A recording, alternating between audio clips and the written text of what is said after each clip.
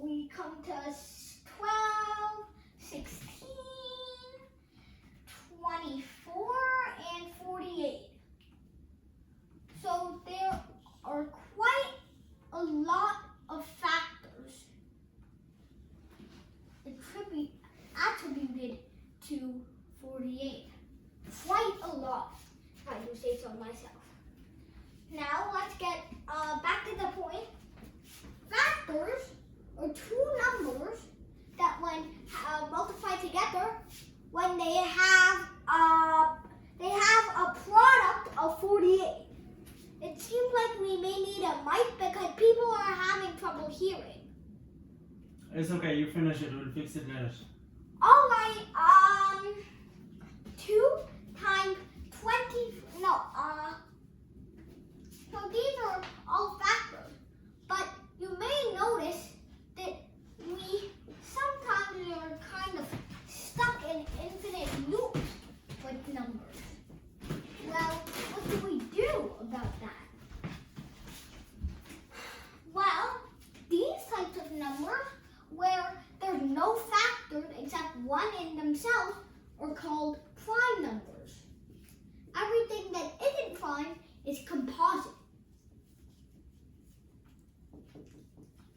Now, a prime number is unfactorable. It's the fundamental building blocks of each number. The fundamental building blocks, tell you. Now, I'm going to discuss prime factorization. What is prime factorization?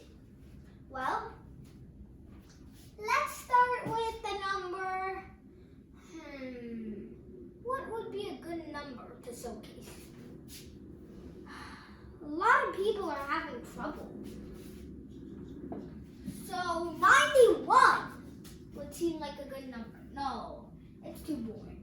Why don't we try 182? Now 182 may seem intimidating, but trust me, it's going to be fine. Has the factors 2 and 91, if you noticed, because right away you can see that it's even, so you can factor it out by 2. And if you know your division correctly, you can snap this. But for the people who don't know, let's try it out. So 182. So 2 times 1 is 2. And 2 times 1 is 2. So you can put 1 above here and nothing much, just 2. And then 2 times what is 80? Well, 2 times 40 would be 80. So we'd put a 4 in the tens place. No, 2 times 40 is 80. So I would put an 80 here and a 4 here. No, 40 here. So now we have 41. And then 2 times what is 100? Well, I know 2 times 50 is 100. So 41 plus 50 is going to keep me at 91. So we have a remainder of 0 in the quotient of 91. Sorry if you can't hear me, and sorry if I'm doing this division wrong. I'm not used to this. And 91, you can find out, is 7 times 13. 7 times 13, I repeat. Now, we found its prime factorization. 2, 7, and 13 are all prime numbers. They're the basic building blocks. They are unbreakable. You can't break them down anymore. That's factors in the prime factorization. But there's another concept we'll get to today, and one that I will present in a different color. Now, let's see if we have an eraser here. Yes, we do. I hope this eraser isn't bad. All right. So I'm going to create a little space for prime factorization.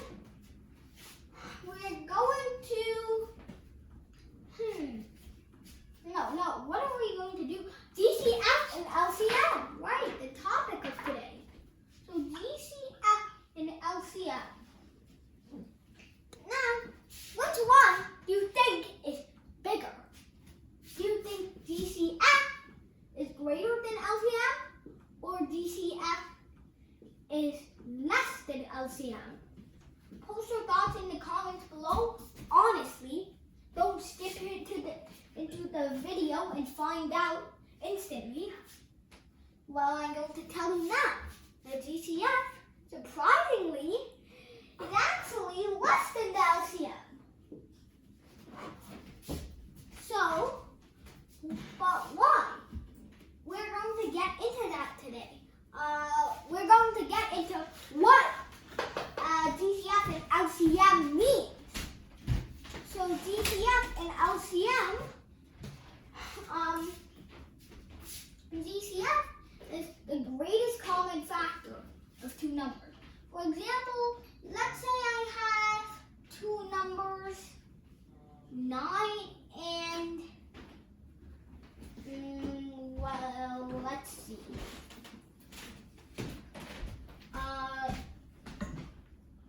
12. 9 and 12. Now, 9 and 12, if you put it into its prime factorization, you can break it into its basic building blocks. And we want to break it into the largest number possible. So 2 times 3. So we can find out which pairs. No, wait, 2 times 3 times 3. No, what am I doing? 2 times 2 times 3. So we can find out similar pairs or similar numbers when we break down to its fundamental state. When you see similar pairs, you can be alarmed by that. That is quite alarming. So be careful and watch out for that. For example, 57 and 95, let's break them down into their fundamental building blocks. It's going to be 3 times 3 times 19, and then 5 times 19. Here they're just a single number, but there are cases where there are groups that are common, that are shared in two numbers. So here we can find the GCF. It's obviously 3. So 3 is the GCF of both of these. But but what is the LCM, you may ask? Well, the LCM is a number that the smallest number that will have both of these as factors. So, let's think of one. 20. Okay, so 9, 12. I know it might be a multiple of 3 or something. So 9 times 12. An easy one would be 108, but I don't think that's the smallest greatest common factor. Well, 9, 12. That.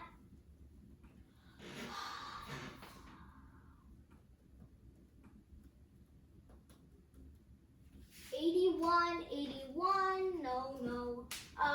Let's just look through these. From 1 to 10. If I don't find anything, I'm just going to go with 108. So 18, this is going to give us 24, 27, 36.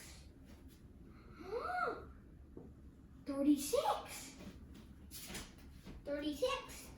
Yeah. Or what you could do is break up 108 into one of its smallest factors. If you're not sure.